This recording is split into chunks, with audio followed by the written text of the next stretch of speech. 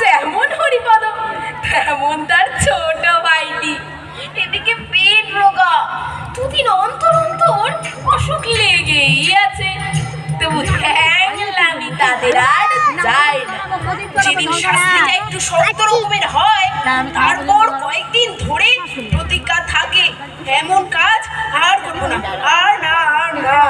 যখন অসময়ে অখাদ্য খেয়ে রাতে তাদের পেট কামড়ায়, তখন কাঁদে আর বলে আর না, আর না, এবারই শেষ, এবারই শেষ।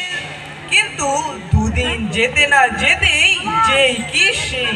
এই তো কিছুদিন আগে পিসিমার ঘরে দই খেতে গিয়ে তারা জব্দ হয়েছিল, কিন্তু তবু তো লজ্জা নেই।